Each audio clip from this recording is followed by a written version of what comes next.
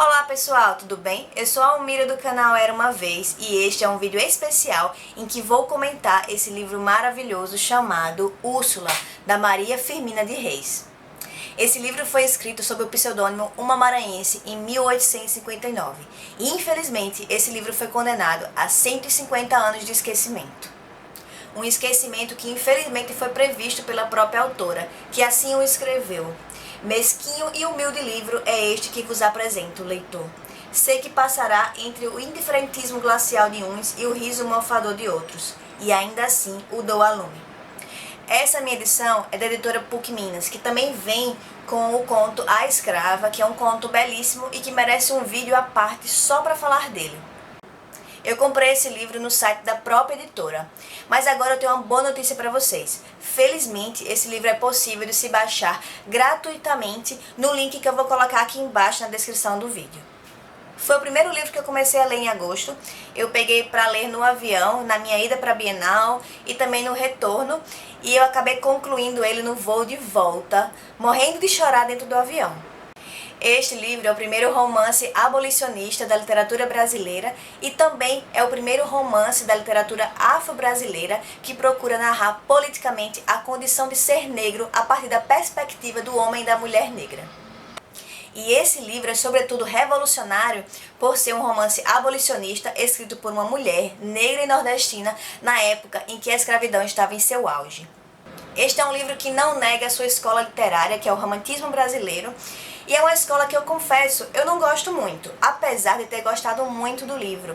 Essa questão da valorização do sentimentalismo, do sentimento, da alma pura, do que é o bem e do que é o mal, o maniqueísmo bem preponderante, não é uma coisa que me anima tanto.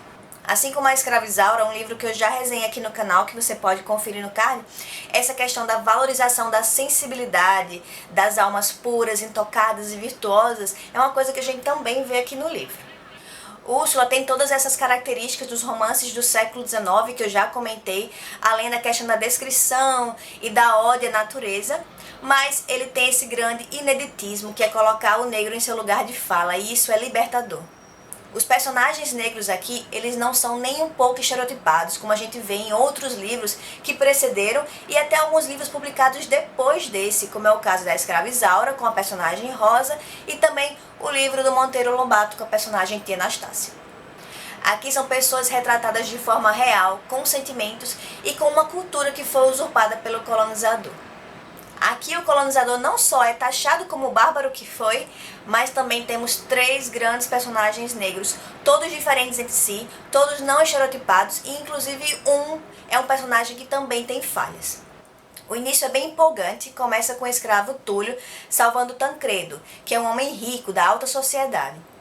Depois eu me desanimei um pouco com o livro, porque depois que Tancredo é resgatado, ele é levado para a senhora do Túlio e lá ele se apaixona pela filha da senhora chamada Úrsula. Eu achei que ia parar por aí a história, eu estava bem decepcionada, achei que ia ficar só nessa historieta de amor entre Tancredo e Úrsula, a donzela branca e virgem. Mas, felizmente, o livro não parou por aí. Acredito que essa história de amor foi para atingir o público-alvo, para conquistar o coração das pessoas que o liam, que eram majoritariamente brancas. E assim, ainda conseguir passar a mensagem, que era expor as mazelas desse regime escravocrata falido. E aqui no Pós-Fácil tem explicando exatamente em que Úrsula se difere dos outros romances abolicionistas. Ressalte-se que não se trata de condenar a escravidão unicamente porque um escravo específico, Isaura, possui um caráter elevado, como se pode ler em outras narrativas abolicionistas da época, brasileiras e estrangeiras inclusive. Trata-se de condenar a escravidão enquanto sistema, que afronta a religião e a moral. Tem um capítulo do livro que é especialmente dominado pela fala da preta Susana, e ele vai fazer diversas reflexões que são muito atuais. Quando Túlio fala que salvou Tancredo e assim conseguiu sua alforria, ela questiona, será que isso realmente é liberdade?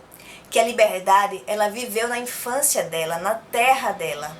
Será que é uma liberdade real receber uma carta de alforria em um país onde as pessoas te diminuem e te odeiam?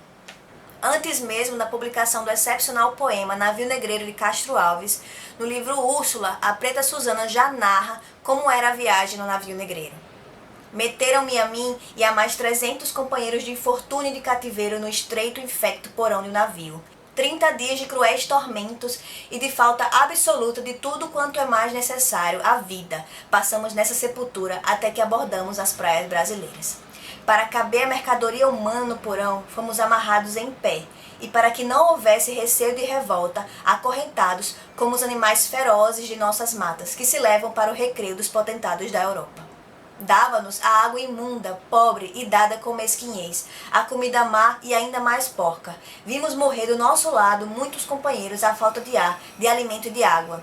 É horrível lembrar que criaturas humanas tratem seus semelhantes assim, e que não lhes doa a consciência de levá-los à sepultura asfixiados e famintos.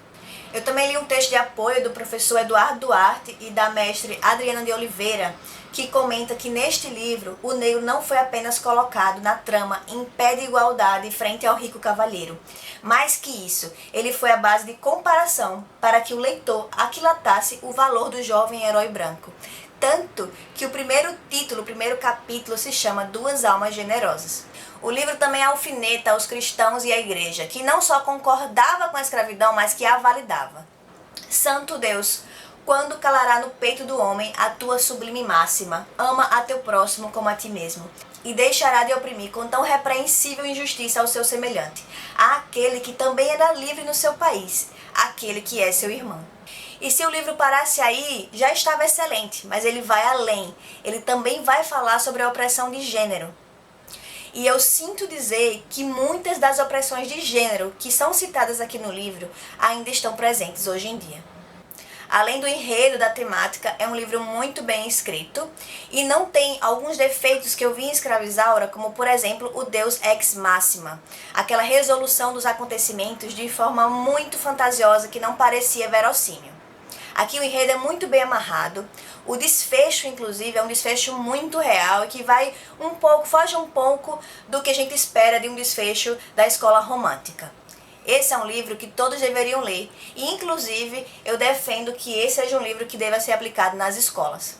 Se gostaram da indicação de livro e do meu vídeo, por favor, deixe seu joinha, se inscreve no canal e compartilha com os amigos. Obrigada!